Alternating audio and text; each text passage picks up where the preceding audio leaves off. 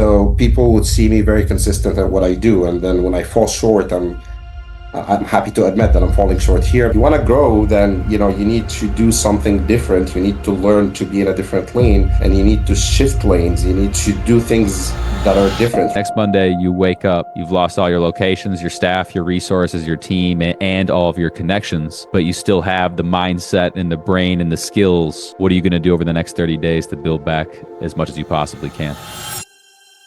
What's going on, everyone? Welcome back to Clinic Growth Secrets. I'm your host, Jeff Van Kampen, and today we've got a special guest, CEO of a multi-location physical therapy company that he's grown from 0 to 10 million with over 100 staff members. And now he's targeting over 100 locations. We're going to dig into exactly what's driving that growth and how he's filling the chairs inside of his business. So before we get into the goods, you guys know the deal if you're a returning listener. There's a fee for the show. So we don't run ads. We don't ask you to send us a monetary donation. We don't have sponsors that are filling your ears full of crap that we don't use just to make a little extra money. So the price of admission is simple. If you get value from the episode, share it forward. Send it to somebody who also needs to hear it. We grow organically by word of mouth. So screenshot it, post it, text it to a friend. That's how we grow. And that's the fee for the show. And today, we've got Dr. Motaz Ebeido on the show. Welcome, sir. Thank you, Jeff. Thank you for having me. I appreciate it, and I appreciate the lovely intro. Thank you very much. Absolutely. We're excited to have you. And if you want to start off real quick, give us a 60-second bio about yourself so we can get straight to the money today. Sure. So I'm a physical therapy by training. Graduated 15 years ago and started my own business 10 years ago. And yeah, from day one, just we wanted to position ourselves in a nice space in the rehab industry, and we started building communities about what we do. And since there, I've been strictly working in the industry. We had the physical therapy business. We spun off into a billing company eventually, and we just grew locations, grew communities, hired and trained hundreds of therapists, and it's been the journey. So yeah. That's awesome, brother. Well, congratulations on your success. And to be fair, on the show we always like to talk about the trials and tribulations of getting to such revenue milestones and location milestones. You mentioned, that there were a few kind of inflection points that hit hard upon your journey, such as scaling beyond yourself, COVID, passing 100 staff members. Now, how were you feeling during those moments? I mean, out of all those, what was the hardest? Like, what almost broke you? So, the uncertainty is the feeling and the overwhelmness. And every milestone, as I said, it comes as an inflection point. And as you get through this milestone, you just you'll learn that it was not that bad. So I think the earlier one were the harder ones. So like, when you start the practice, and then when you get to the breaking even point of the first location, and then when you decide not to be the therapist and just to operate the practice, and then the second location. So every inflection point comes almost with the same feeling. I think just like, the scars that you acquire along the way helps you, at the next inflection point to be better from emotional management perspective. So Makes a ton of sense. And how was that? I mean, because like I feel like so many people get stuck at the single location because they can't shift their identity from being that kind of provider in there to being more of, hey, I'm going to hire someone to take care of patients. I'm going to become the CEO. How did you go about making that identity shift with confidence with yourself? So I think it's less of the confidence and more of the execution. So most of the people would either know the right thing to do or know where to look for the right thing to do. And in that age, information is available, support is available, and it's just a matter of execution. So, some people are more comfortable making that decision and they want to do it, and some people would rather stay in their comfort zone. And there is no right and wrong on that. Like, when I talk to people, it's okay as long as you know what you want and just, be satisfied with it, right? So if you want to be in a single location, be the provider of that location, that's okay. But just like, don't feel overwhelmed that you're not growing. You're not doing the things to grow. If you want to grow, then, you need to do something different. You need to learn to be in a different lane, and you need to shift lanes. You need to do things that are different. You're not treating patients anymore. You're building an organization, you're building a community, you're building a brand, and those requires different set of skills than treating patients. Yes, some skills are exchangeable, and You could still utilize them, but it grows beyond yourself. You need to start thinking, what do I need to do to get people to be better at what they do, rather than how do I do it in the best possible way. Elegantly said. And you said you mentioned one of your unfair advantages was vision, setting direction, inspiring people to do beyond their personal best. And obviously, with the staff numbers you have, like, how do you actually inspire people at that level of staff to like continue to push the needle? I mean, what does inspiring people on a Tuesday afternoon look like for you? So you lead by example, right? People needs, regardless how far you grow, people still needs to see you. I'm still consistent into visiting the location, having the corridor conversations, knowing people on first name basis, knowing where they want to be in 2 years and 3 years and 5 years, and just like, get to be like some sort of a mentor and checkpoint for them on that. And then you infuse in the culture how you act. So to people that reports to me, I constantly talk about development, book readings, articles, and just open those sort of discussions. And then I encourage them to do those through the organizations. We're constantly talking around like, core values and about what exercises we could do around those core values. How could we acknowledge people that represent those core values? And it's not one thing that you do 100% of the time. It's just like, the consistency of adding small details that gets to eventually inspire people. For the most part, I think when people see some sort of a clear vision where you want to impact the community, where you want to push the industry forward, where you want to get therapists to be trained to higher standards, they just get the good nature of people to follow that and want to be part of it. It's very elegant. And I think there's there's a lot of like talk about like core values, and so for some of our audience, to be fair, they're at single location, maybe two, maybe three, maybe more than that, to be fair. Yes. But for many people, they that are stuck in that one, maybe two location, that core values can kind of be like somewhat of like an elusive thing, like how did you go about like distilling down what your core values were as kind of like a tactical thing? So, core values decides the culture, and culture exists even if you don't know it, even if it's a single location, even if it's a few number of people. And I think, when you talk about core values, just as a founder, you want to think of what are the things that makes you successful? What are the things that you do in day to day? And what are the things that people will see you doing it day to day? So like, one of our core values is consistency, right? So people would see me very consistent at what I do. And then when I fall short, I'm happy to admit that I'm falling short here, but I want to get back on track on ABC. When you say like, belonging. So if you're not belonging to every team member as if he's like, the most important person to you, if you're not belonging to the ideas you're selling, don't do that. But if you do belong, then state it. So, and I've talked about the topic of core values with multiple organizations, and there is no right and wrong with that. It's just you want the core values that represents you, that falls within the character of the people that exists in those organizations, and that's how the culture is built. I love that. And the core values, like to your point, I think that it's not so much of like just like having them written down on the PDF for everyone to go through on their onboarding. It's like the actual living and breathing actions that represent those things. I think that's very wise for folks that are listening that are looking to actually not only maybe implement core values, but also help hold their team accountable and look for kind of ways to recognize and reward people who embody those different core values. And you have them in the conversation, right? So if like, sometimes like, for managers, they would have difficulty like, directing staff, and they would say like, they're meeting their KPIs, but, right? So that but is usually a lack of a core value, right? So you Yeah. could just simply say that, like, but I feel that you could do better in belonging, because this is one of our core values and it's very important to the team. But we feel you could do better at being compassionate with the patients. You know that you have the knowledge, you know how to explain the plan of care, but people doesn't feel the compassion in what you do.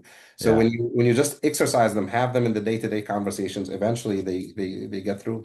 And have you over and I'm assuming the answer to this is yes, but I want to just be curious anyway. Have you ever had to fire or maybe part ways with somebody who was possibly like hitting all of their intended KPIs, but maybe like were not in alignment with their core values?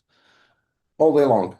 Yeah, I figured as All much. day long, yes. You got to protect the culture. Yes, I have done the opposite more often. Somebody who is really, really, really good and impressive from a technical perspective in an interview, Hmm. but we don't hire because you just feel like, he doesn't align from a core value perspective. Yeah. Yeah, absolutely. And do you still take what's your involvement in the interview process? Is that something that you actively participate in, or only at a certain management level? No, like, but it still gets to the directors, which is the people that reports to me. But I make sure to see candidates in their first 30 days. Yep, makes sense. Makes sense. And speaking of the kind of the organizational kind of structure, I think that's a good topic for us as well, to be fair. You have just for the audience's awareness, how many active locations? We're 17 right now. 17 active. So what would you say, when you look at all these different businesses, are you structuring it in the sense to where you have like a director in each one of the locations and they all report? Are the directors more centralized, like a director oversees multiple locations? Directors are more centralized. Yep. Like, we empower team leads in the locations. We just feel like, when somebody, and it's one of the things that I think as an industry we need to improve at, but when somebody is being called a director, he needs to be having the capability to act as a director on behalf of the organizations when it comes to decision making, when it comes to, hiring and firing, when it comes to, investment decisions, when it comes to marketing decisions, budget allocations. So I feel like, as an industry, we're a little behind when we start calling people directors just because they're good clinicians. Mm-hmm. I think good clinicians could be team leads, but if Mm-hmm. they're not capable to have the knowledge of operation, finance, inventory management, marketing, HR, then it's a little too soon to call them a director. And from that perspective, we feel that, it's very hard to have 17 people who are also a therapist and who would always have leadership skills available at all time. So we think we keep people in their comfort zone, the ones that wants to keep practicing but still grow. They could grow clinically, they could be clinical instructors, they could be team leads, but the directors is a more central kind of thing. And it makes a ton of sense, first of all. I appreciate that explanation. And just to take that one step further, how are you in terms of like are your directors almost always being promoted within? Have you gone and hired from without? If so, what was the pros and cons and experience of that? So I would say we're 80% from within. Okay. There are situations where we hired from without. The When you hire from outside, the pros to that, you get somebody with a fresh eye. They have a different experience, and if they align in core values, they're able to add new value right away because they just like, with their fresh eye, they would say, okay, in my experience, this and this and this happened. So why are you guys doing it this way? Hmm. And then you would have the intellectual conversation of, okay, let's talk through that. And that eventually leads to something great. Yep. Um, on the downside, sometimes like, if you hire somebody from outside, they are only structured for things to be done in a certain way. And if you're not able to mold it for them in the way they understand it, it just becomes constant friction. And the collaterals for that becomes very, very high. If you're promoting from within, they would have the culture, they would have the core values, they would have the organizational knowledge. You need to be willing to take a little bit of the downside of the learning curve. And then, you know, if you have the bandwidth to accept that and have somebody to mentor them through it, then it's a great investment, as long as it stays, obviously. The downside to that, two things. One, sometimes by the time you got somebody good, you know, family situation happens or, moving happens or like, uh, just things happen. So at the time they start to be efficient, sometimes they're not there.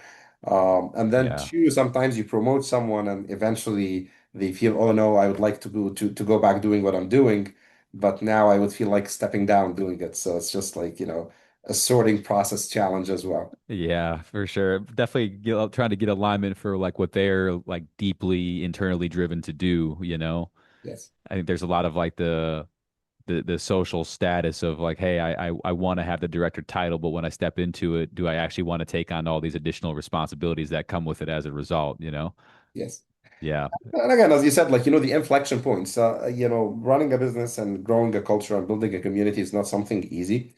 So it's just like, how many experiments you're willing to pay for and learn from. So That's a good way to look at that for sure. I like that.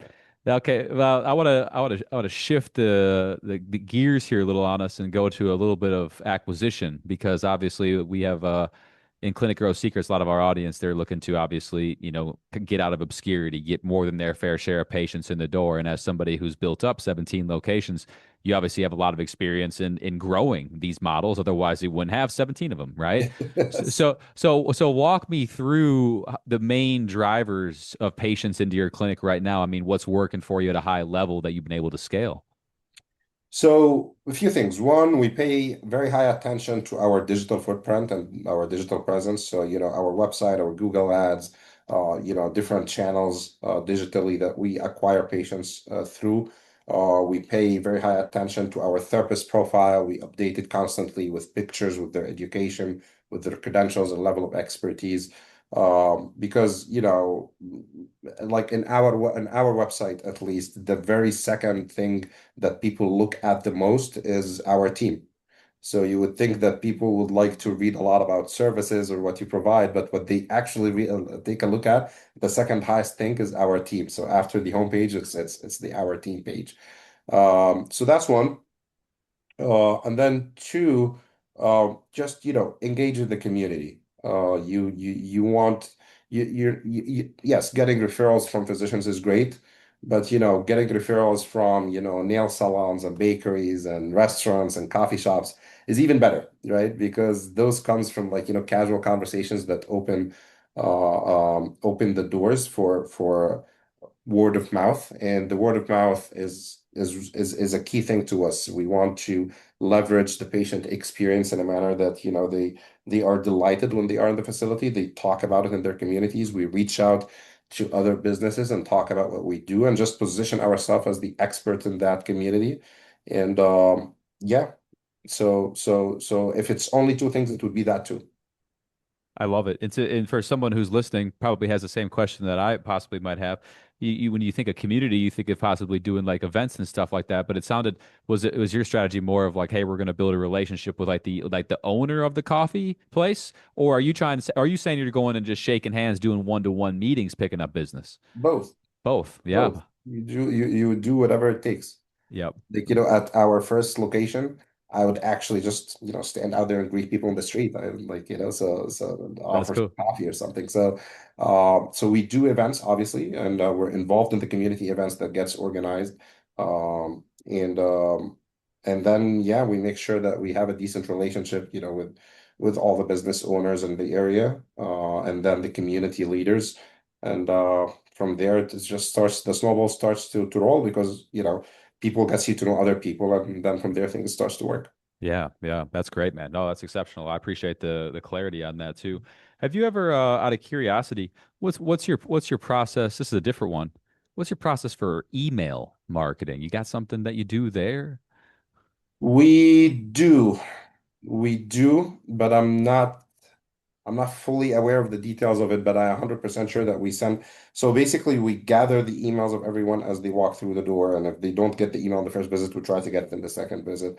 And then we're pretty consistent in emailing on the occasions, and we have a monthly blog that goes out about certain topics. Some of them are healthcare related, and some of them is just like, the organization kind of growth thing. So we keep the community invested into what we do. So like, hey, we opened a new location in such and such and such. Hey, we hired this person in that location, and just keep the people engaged with us on a human level as well. I'm not 100% aware of every technicality of like, how many emails goes where and how. Sure. But as a concept, yes, it's extremely important. And yes, like, we track the open rate and the action bottom rate and everything. But you want to make sure that you stay out there. You don't know what will bring the patients in. You want the people to see you, to know you, to feel what you do, and then eventually you will have people walking through the door. Again, everything that I just said, none of it is going to bring you a patient tomorrow. You need to do it consistently for 3 months, 6 months, and then the snowball rolls from there. That's right. Yep, that's right. Yeah, great advice. Great advice. And obviously, there's another thought process that people have too when they're scaling to multi locations is centralized of every marketing activity? Do you find yourself centralizing everything under one brand, or do you have specific things that you're doing at individual locations? We've been through a growing process of that. So Yeah. we were having things done at a location level, Okay. and we got things centralized. And then, a few months ago, last year, we started to, okay, this is what our centralized plan would look like, but we need some activities to go back and happen at a local community level because Sure. Right. community is a little different. So I think the best would be a combination of both. If you are at a locations that has different communities, you want to be mindful to what needs to happen at the local location. However, yes, you need this central marketing plan from like, reactivation campaigns, branding campaigns, education campaigns, to happen at a central level because, you would gather the data, you would look at it, and you would get more insights into how to leverage it. So, Yep, excellent, excellent. Yeah, that's a smart thing. I figured that was going to be very similar because as you start to have more locations, it's like obviously being a local business, you have to have some individual location marketing, the community events. Maybe the offices can't all do the event on Thursdays at 10. You know what I mean? yes. So that makes a lot of sense to go centralized, kind of like online presence, but then a little bit of freedom inside the clinics. Yes. Oh, and if it's not just like one clinic, maybe like, locally, like maybe the clinics in Brooklyn would do something that is different from the Right. clinic in Bronx, right? So, yeah. Right, because you've got clinics in Brooklyn, Bronx, Queens. Basically, you're kind of the whole guy, Manhattan. You're kind of the Yes. whole guy in New York City, yeah? I try. Yeah, I was gonna say a little We bit of do our everywhere. best. We do our You go down to Times Square, you see your billboard up there, you know? Yeah. One day. Yeah, One day. that's right. That's right. That's right. Very So soon. so you yeah, speaking of the vision, you obviously you want to get to 100 locations in the next 5 to 7 years, is that right? Hopefully. Yes. And what's the that's a big vision, and I know you're going to be able to do it now that I've talked to you a little bit here for sure. But what's the what would you say the binding constraint is on that? Like, what do you feel like the biggest thing that needs to occur in the business in order for it to happen as soon as possible? Uh,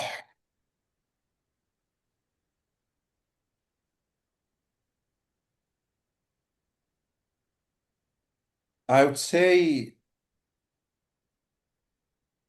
I would say to be able to overcome the insurance challenges. Um, so the healthcare is a different business model from most business that there is a third party that is not in your favor, not in the patient's favor, that is in the middle. So, from things like, compliance, credentialing, reimbursement rates, there's always a push against independent providers. So I think that's one thing that we're constantly negotiating and constantly trying to hit the right doors. And it's just like, takes months and months and tons of emails. So, as you grow, you get very strict in your compliance and what you need to do. And scaling that is a relative challenge, and requires a lot of effort and hard work. So that's one. Um, and then two is obviously the fundings because um, the margins in the healthcare are, relatively minimal. You run on somewhere between 10 and 15% of bottom line. So probably funding at scale would help you scale your systems a lot quicker as well. In your belief, there's a mixed belief obviously throughout this profession and other professions about like funding and like taking on capital, some people doing it too early, some people doing it too late, people having fears to raising money. What kind of advice would you give from your experience if you have raised money? If you haven't, what would you say there? I haven't yet. Good for I you. haven't yet. All bootstrapped. Yeah, No, as of now. all right, good for you, good for you. But I don't think we'll get to 100 with bootstrapping, right? So I wonder, I wondered about that. That's a vehicle of a lever, you know what I mean? yes, so probably somewhere between now and 25 locations, like, we'll get some sort of funding injected to make sure that we're able to leverage growth, and not just growth. Like, obviously when you get funding, you get with it some sort of expertise that would help you to execute on what you want to execute, which is uh you could it's not free, but you could call it free consulting that you need to pay for it at the moment. Um, so yeah, so I would say so that's something big. I I would say like there is no such thing as early funding if you have a clear strategy and a clear plan. Um, I don't know if knowing what I know now, I could possibly have looked into funding a little earlier. Um, it's good to bootstrap as long as you're capable. But again, it's just like, from a speed perspective, sometimes if you have the funds, you would be able to scale quicker if the systems are working. Yes. And the delay in that is time, and time is transmitted into value. So I think as long as you have a proof of concept, you have a clear direction, you have a 5 years framework, you have a 2 years plan that is predictable and repeatable, then funding is a good option to do so if you want to scale. If you want to maintain on a growth mode where you're just able to grow according to what you have, then keep bootstrapping. Good advice. Absolutely impeccable advice for sure. I think, do you ever think that there's you said there's no such thing as early funding. Do you think somebody who's like, at a single location, maybe not even that profitable, them going out and thinking about funding is like not a great idea, at least until that vision is hyper solidified? So, if they go, it's hard for them to get funding as well, right? If Sure. they're not Yeah. that profitable, if they're not. So, but what I'm saying that there is no such thing as early funding because most of, again, if you need to have the cultural fit and the, capital business match as well because this is important. So if you go out there and start seeking funding, you will probably get free advice if you're not profitable, right? Because Hmm. people will tell you, okay, your business model is not working to the best. You need to have this, you need to have this, you need to have that. And then you can go back, do some homework, and then go back for funding. They will tell you, oh, okay, you're now doing better, but you're still missing such and such. So Yeah. I don't think if it's a one location person um, that is not profitable will be funded. But the question would be, should they dip into their line of credit? This is the mistake that most of one location owners do. And I highly advise against unless it's an absolute must. And before you get the right to say that it's an absolute must, you want to make sure you optimize your days in AR. You want to make sure you're optimizing your billing. You want to make sure you're optimizing the time of your staff and filling their slots properly. And by that, you need to factor in for cancellations and no-shows. You want to Right. make sure that you did everything possible just to get the revenue quicker and better before you dip into the line of credit. Because once you dip into the line of credit, now there is a cost for that. And if you're not efficient enough, you're not going to be able to cover that cost. Yeah, makes great advice. Great advice. Very deep knowledge there in terms of the funding raising. And and I guess for the owner who's listening, who might be at like one, maybe two locations, wants to eventually someday get to where you are right now.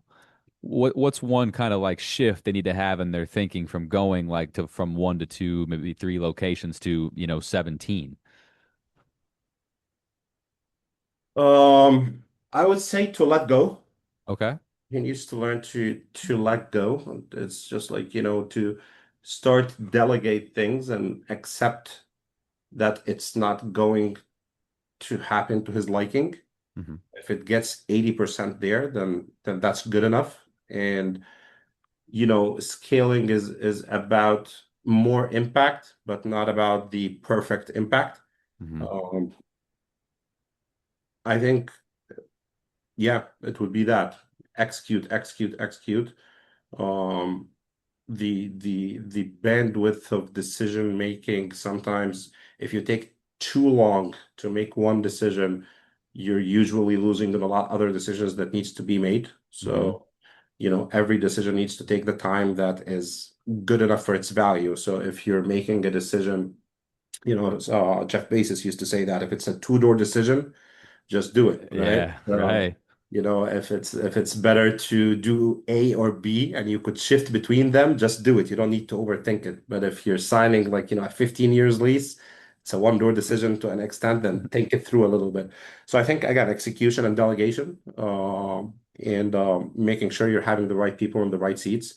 at early stages. One of the mistakes that a lot of people do is they get the people that they feel more comfortable to in the seats, and they're not usually the right people. So just, get the people who's capable to get the job done, not the one who would make you feel comfortable about it not getting done. So Yeah, makes a ton of sense. Ton of sense. Great advice. Yeah, the Bezos thing is funny. I think he always said, "What's the upside? What's the downside? Can I live with the downside?" yeah, what's the trade-off? So Yeah, that's well put. Well put. Now, one of the things I also wanted to ask you, being, you have as many locations as you do, when you're thinking about taking on like a new location, right? yes. Are you typically like there's a lot of different strategies to do this, by the way. I mean, you can go out, you can buy a clinic that already exists, rebrand it, take it over. You could buy real estate, start from scratch, build it up. What's your process of like, starting a new location from scratch? So, I got it developed over the years. So usually, like, the what we do right now is, we do market research about the area that we want to have a location, and we look at, okay, does it have the right population? Do we have the right people in the community? Do we know that we will be able to be successful there? And just, we look at those indicators, and then we start looking for real estate availability to lease. We don't buy real estate. Again, we're bootstrapping. We can't afford to do so. So, Yeah, that makes sense. it's just a different route. If you're in the real estate, you'll need a lot more capital. So that's that.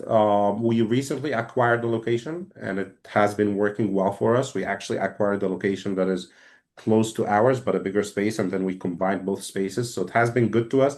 It has its challenges from, like, just adjusting the culture and integrating the systems and uh, you know, educating patient about the changes and explaining that there is a transition.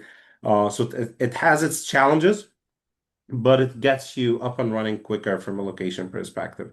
Um, our area of expertise would be just doing more de novos. We do the research, we get the facility up and running. 6 months, we break even. Eventually, we get profitable and grow it from there. We had one M&A so far, and it worked out well for us, thanks God. And Good for you. going forward, we're balanced between both.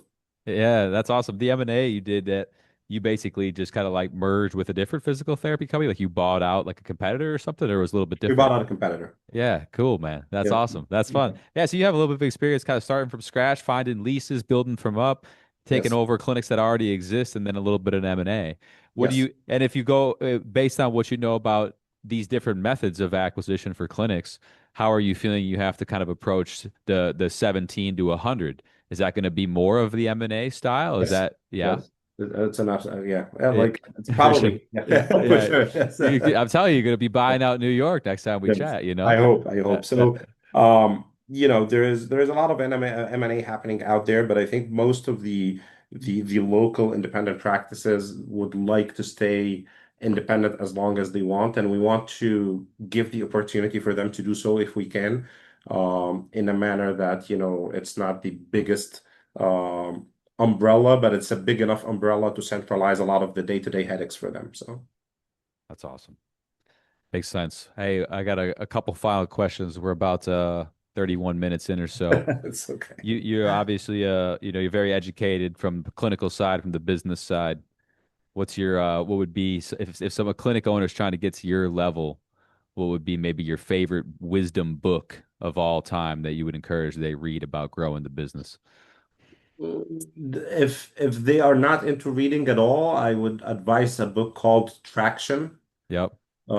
Traction is an awesome book. I think it dissects the business to the simplest possible form, and it's just has in the chapters of it how to think about process, how to think about people, how to think about vision, how to run like an efficient meeting, and so on and so forth. So I would say that if somebody is able to read this book and just move forward from it, there's a lot of good books out there, but if I'll choose one book, I'll choose this one. That's excellent. That's excellent. And I have one question for you that I like to ask all the guests on the show as kind of like a final. It's a little bit of a hypothetical, but it seems to get some nice feedback, and I think you'll have an elegant answer for it. So let's say tomorrow morning. Well, let's say next Monday, being it Friday. Next Monday, you wake up and you have lost some stuff. Okay, You have lost your money, you've lost all your locations, your staff, your resources, your team, and all of your connections, but you still have the mindset and the brain and the skills that you have right now. What are you going to do over the next 30 days to build back as much as you possibly can? Good question.